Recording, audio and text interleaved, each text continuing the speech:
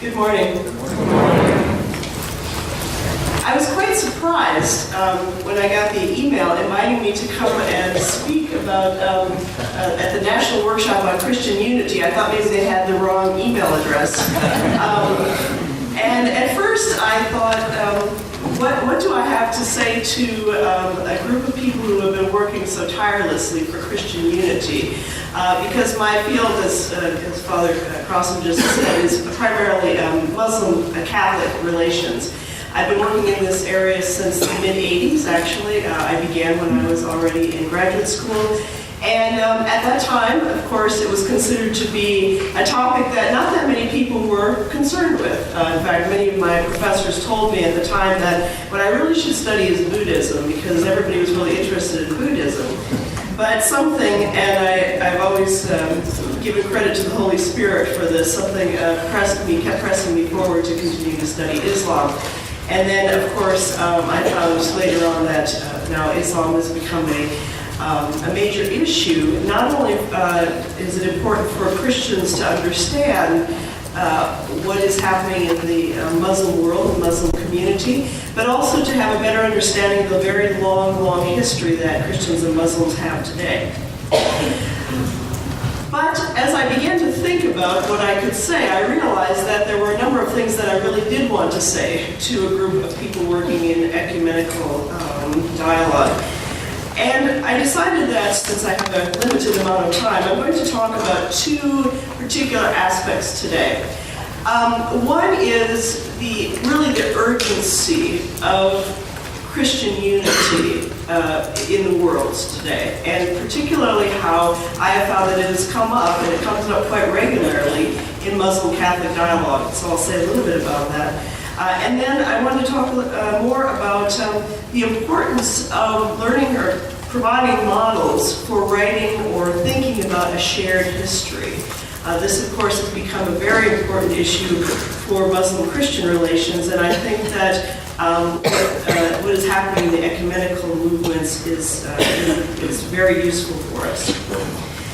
This is the 50th anniversary of Nostra Aetate.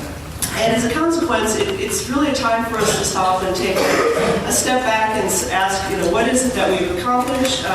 What have we learned? The document itself that came out at the Second Vatican Council is extremely short. If you have not read it, you can really read it in just a few minutes. It's 6 paragraphs long. At the same time, it actually was one of the most difficult documents I think to write. It was one of the very first ideas that Pope John XXIII put forward. Even before the council began, he had intended to have some type of a document or a statement that was written particularly about the relationship between Catholics and Jews in the wake of the Second World War. He was quite concerned about what had happened with the Holocaust and the participation of Catholics in the Second World War, and was very concerned that the Catholic Church make sure that this not happen again. But as the document proceeded, it became clear that his particular idea was not going to go forward. The result was, I would say, a number of different texts that came out, one on religious freedom, but in particular one on the relationship of the Catholic Church to members of other religions. And as I said, it's very short. The first 2 paragraphs, it's only 6 paragraphs long. The first 2 paragraphs don't really even address religions specifically, but rather give an overview of what religion is. I usually tell my students that I think what's behind this is an attempt to try to counter what had become a widespread view of religion, that religion can be reduced either to a psychological neurosis or perhaps the opiate of the people. There were lots of non-religious definitions of religion. But Nostra Aetate begins by saying that what all human beings have in common is the search for truth, and it's a search for God, and that we can see in every religion elements of this activity of search for the truth, and therefore we need to begin with the commonality that we have. We all come from the same origin. of being created by God, and we are all moving towards the same end, which is union with God. The document then goes on to lay out, very, very briefly, some common ideas that the Catholics share, or at least can identify in other religions. The third paragraph speaks particularly about Muslims and identifies things such as a belief in one God, a belief in an ethical system. There's a whole long list of things that Christians share with Muslims, and this can be the basis for a dialogue.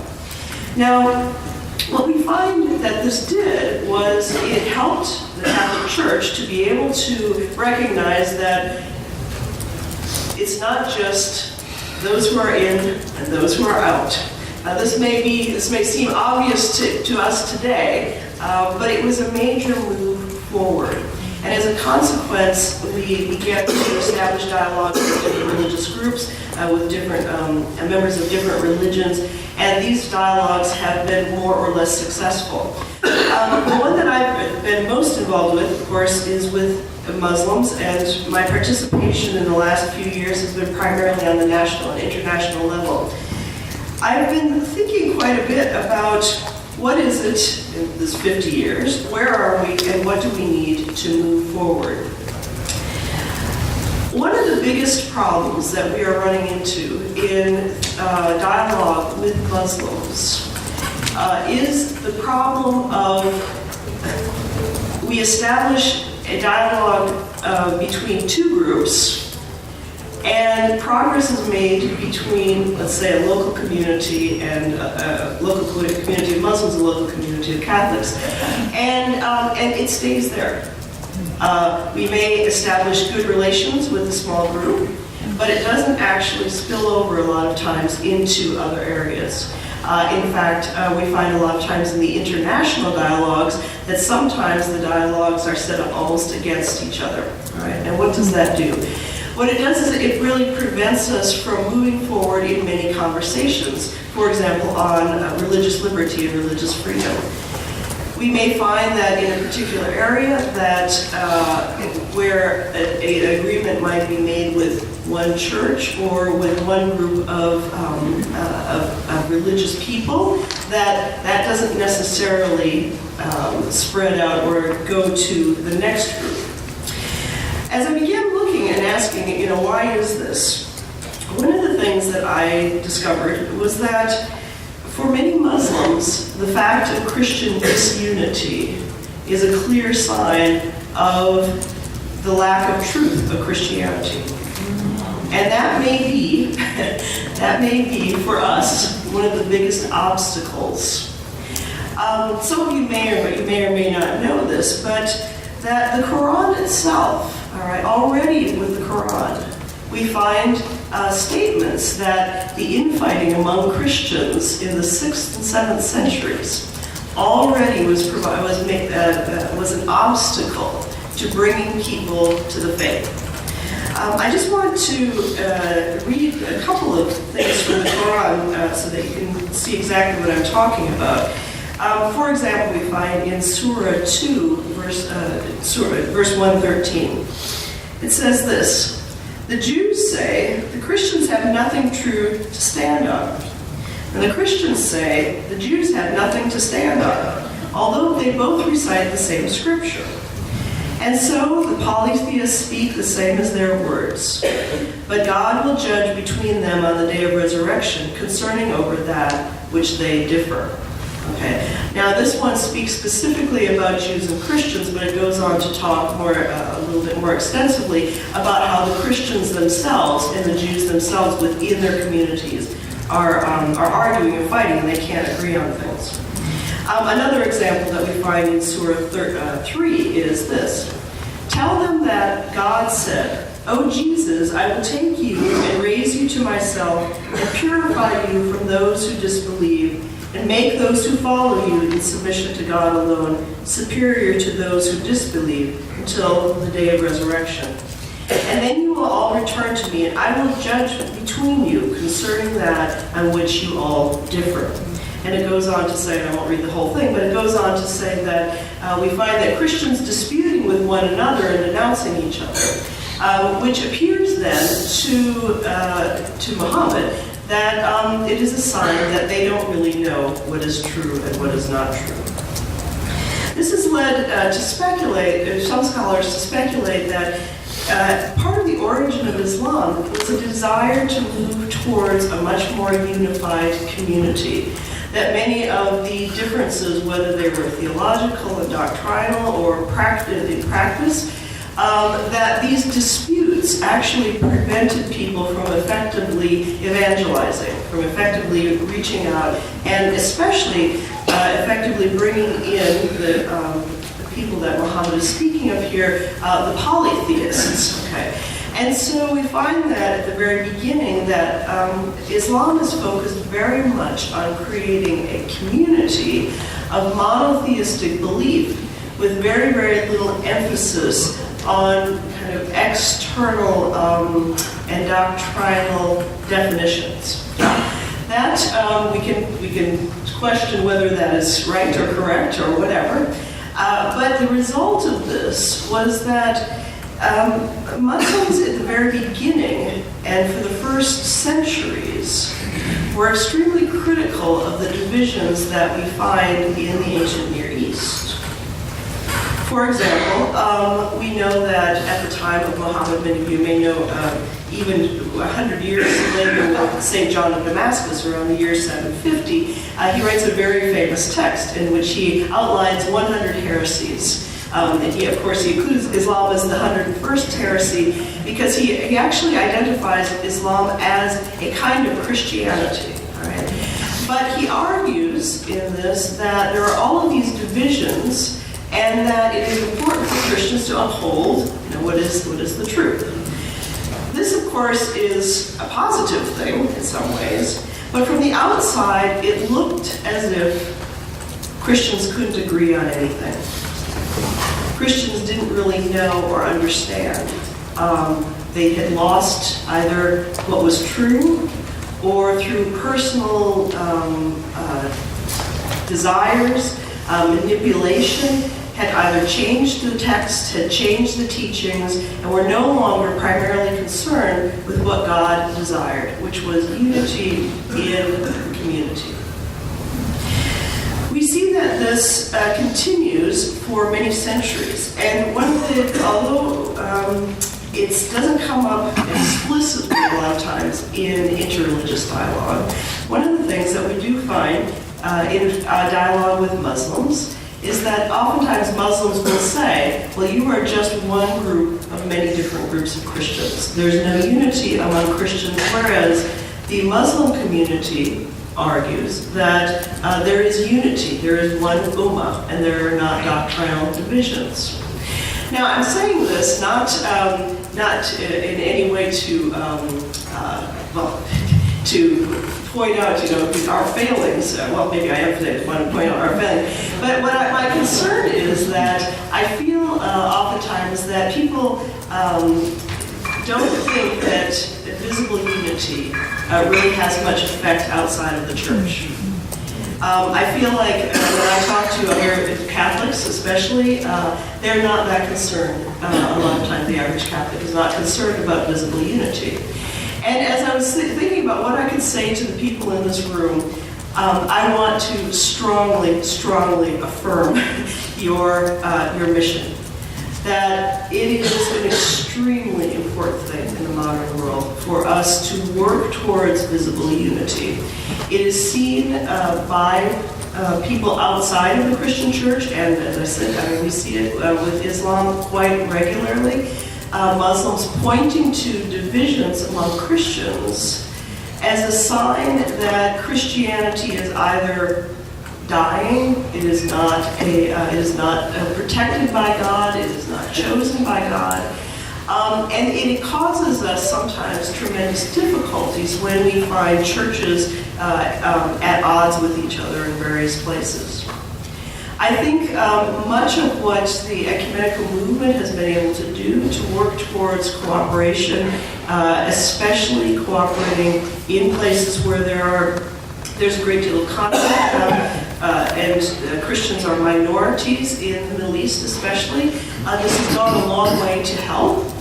But I think 50 years later, if we think about what has interreligious dialogue told us about the need for Christian unity, it has told us that the need for some kind of Christian unity is absolutely essential for Christian witness in the world.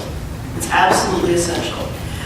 Divisions among Christians, whatever the source of them may be, however legitimate they may be, whatever the long history of them may be, we all know that. But from the outside, it looks very different. And we see this over and over again with Islam. Now, in the beginning, I'm going to go back a little bit more to some of the history of this. I'm not going to talk so much about the European experience and the American experience, but in the very beginning, what we find in this immediate aftermath with the rise of Islam, maybe 3 centuries after Muhammad appears, that there were a number of major Christian churches in the Middle East that had divisions as a result of the Christological controversies. Some of these Christological controversies, of course, we have moved very far towards overcoming today. But at the time, and this was actually the area in which I spent most of my dissertation working on, at the time, these divisions were very deep and in some places extremely hostile. And the result was that when Muslims conquered areas, let's say Damascus or Tikrit, Jerusalem, it became a practice for the Muslim rulers to bring in representatives from each of these religious denominations and to ask them to make their case. The Quran uses, in some places, a term called a burhan. Okay, burhan, it means to give a proof or a justification for your religion. So what they were asked to do, what these various groups were asked to do, was to come in and to explain why, for instance, if I'm a Melkite Christian, do I disagree with the so-called Nestorians or the so-called Jacobites? In fact, many of these texts, what they call it, they say that the Muslim emir called in a Jew, a Melkite, a Nestorian, and a Jacobite, and asked them each to make their case, okay, to give a burhan. And oftentimes, we find that each one comes in and gives their Christological arguments, and then they're sent away, and the caliph thinks about this and decides, in the end, that the fact that they can't agree actually confirms the Quran, which says that the reason for another revelation was in order to overcome these disagreements and these divisions. The Quran, of course, then is understood to be something that comes both to confirm the monotheism and the revelations that have come before, but to correct what has gone wrong. And many of these texts that we find, the caliph concludes that what has gone wrong is that there is divisions among the Christians. Now, the consequence of this is that eventually these texts show us that the lack of a unified front among Christians was part of what ultimately led to really the destruction in some places, and certainly the lessening of importance of Christianity in many places in the Middle East. Conversion to Islam took place over a long period of time, probably about 600 or 700 years, but little by little, people began to convert to Islam for many different reasons, some for political, some for economic reasons, but some in part because of the complexity and the arguments and lack of charity that they found in these doctrinal arguments. Right? And again, we can say that these doctrinal arguments and these disagreements are important. They have a reason. They didn't come out of nowhere. They're things that we need to talk about and to continue to work towards resolving. But again, what I'm here to tell you is that ecumenical work is extremely, extremely important if we are going to be an effective Christian witness in the world. And it is especially important today as we're finding that Christians are more and more in difficulty and distress in Muslim countries. That we need to have kind of a unified effort towards protecting Christians, towards helping each other. We need to all be kind of on the same page. And so I want you to, again, to realize at the very beginning of this conference how absolutely important this work is. It is something that we may sometimes get very focused on our own disagreements, on our own internal arguments. But I can tell you that it is my experience that Muslims watch very closely a number of things that Christians do, both as a model, but also as a way of making sense out of, especially the Quranic critique of Christianity, what it is that the Quran says that Christians have right and what it says they have wrong. And Christians are then very much in the forefront in thinking about this. So, the second thing that I want to talk about, which is kind of related to this, is that a particular problem that we are confronting in the interreligious dialogue with Islam is thinking about our past history. How is it that we can come to some kind of at least a minimal common agreement over an extremely complex past so that we can move forward and have some form of reconciliation? And I think it's here that the ecumenical movement also can have some very important impact, because what we really are lacking are models of how to do this. Right? In many ways, the history of Muslim-Christian relations are much more complicated than they are with Christianity, within the Christian community, especially because we have several very different experiences. In the East, where Christians were living almost from the very beginning in Muslim-dominated lands, they knew Muslims very, very well, had worked out kind of a modus vivendi, a way to live together. But they were second-class citizens, even according to Islamic law, and sometimes they suffered more or less. Sometimes they were able to flourish, sometimes they suffered greatly. And there is a long, complex history there. In the West knew Europe and later the United States. Westerners knew Islam much more from a distance. Europeans knew Islam primarily through trade, somewhat through military conflict, especially with the Ottomans, and through some polemical texts that were translated really in the Middle Ages. We find already someone like Thomas Aquinas engaging in theological speculation and thinking about Muslim doctrines. But very few Europeans knew Muslims one-on-one. They mostly knew them from a distance.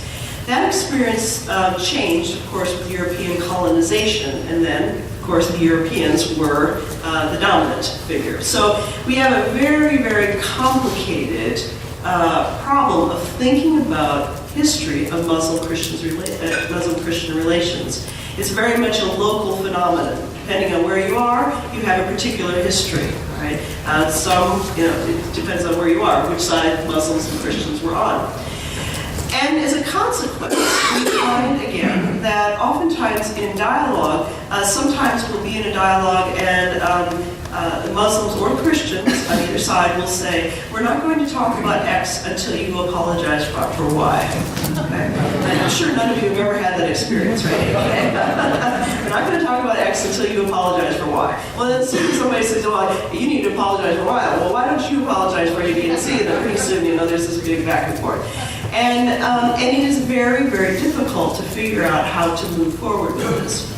Nostra Aetate has a famous or an infamous phrase at the end of the section of Islam that says that the council urges all those involved to leave the past aside.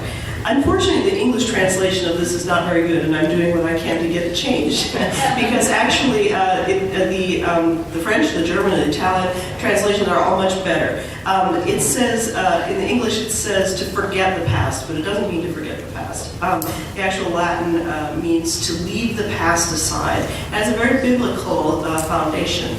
The idea that we cannot forget the past. We do not forget the past. But it comes from several places where, in the Psalms and other places where we plead to God to leave our sins aside. Not to forgive us for our sins. We can't undo them, we can't forget them, but that they no longer determine our future. Our future with God is open. It's open to new possibilities. It's open to what God makes of it for us. And the goal, I think, in working with Muslims on trying to overcome some of these obstacles in the past is not to forget what has happened, not to overlook what has happened, but rather to be able to reconcile ourselves enough with what has happened in the past and to forgive each other enough to be able to move forward. This, of course, is very difficult in part, and I'm sure all of you have had this experience as well, because the further back you go in history, the more ambiguous your knowledge about particular events is. It's told from a particular perspective. Sometimes it's exaggerated. Sometimes they leave out really important things we would like to know. And so it's very hard for us to go back and reconstruct the past and to try to come up with, you did this and you did that, and so we'll apologize for this and we won't apologize for that, before we can move forward. There have been two things, two documents that have come out fairly recently that I think are extremely useful for us on this. One was the document that came out in 1998. We remember Reflections on the Shoah, which had specifically to do with Judaism, and that has become, for many of us, a kind of a model of how to think about some of this.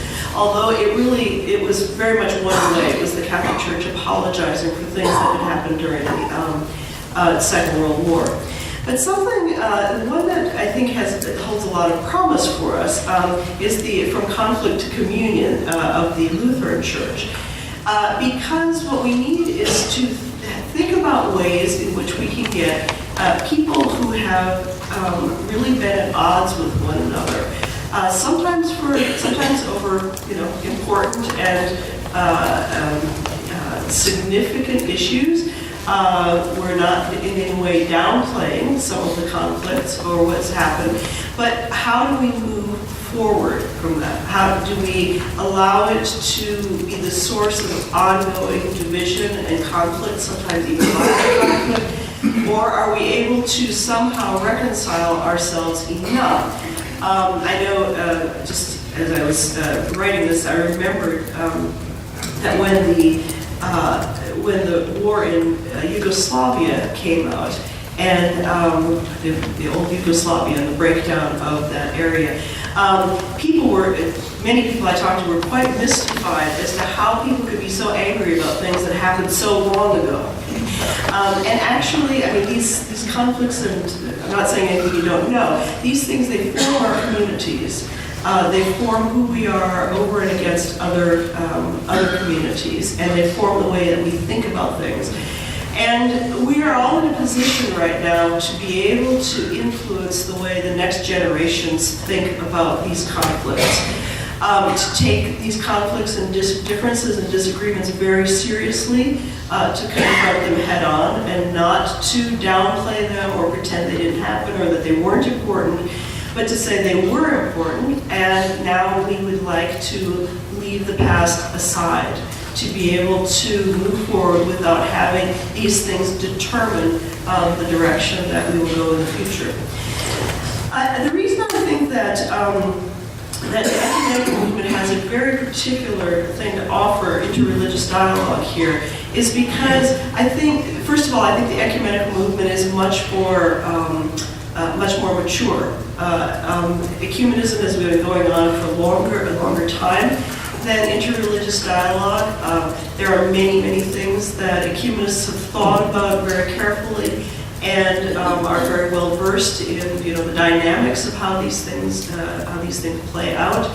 I think that also many of the ecumenists know each other very well, and it's possible to, sometimes to be more honest with each other.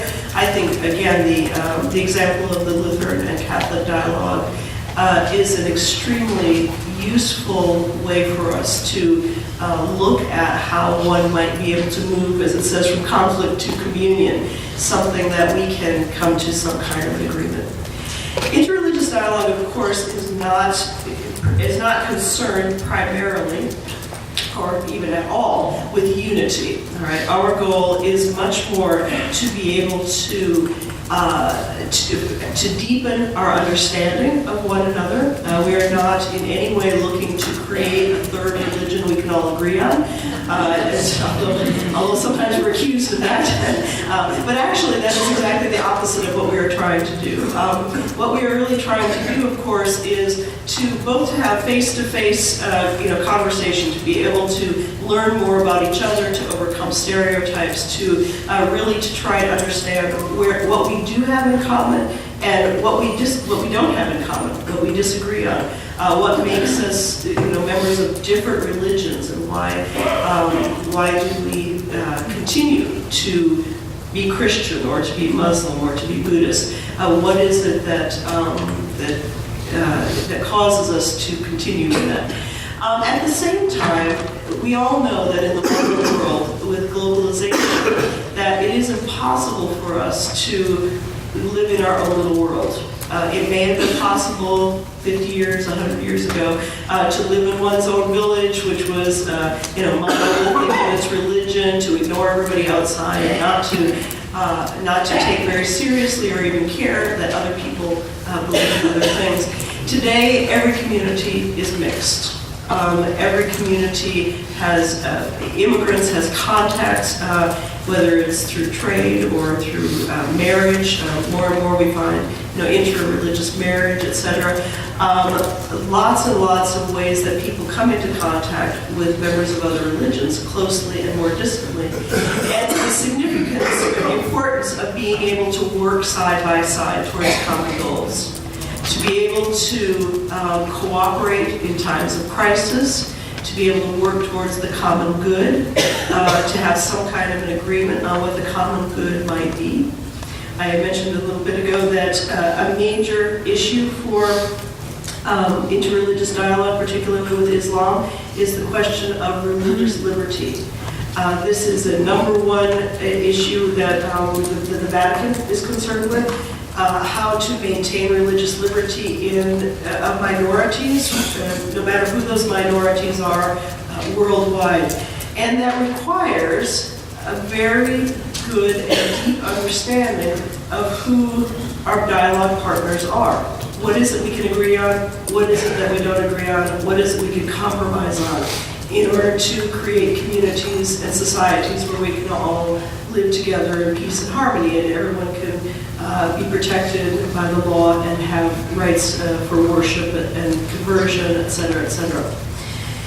And so, actually, I want to make sure I've got plenty of time for questions here, because I don't know what part of this you may or may not be interested in, so I don't want to spend my whole time talking. I want to answer questions here. But I want to, in this short time that I had to speak to you today, to really affirm the work that you are doing.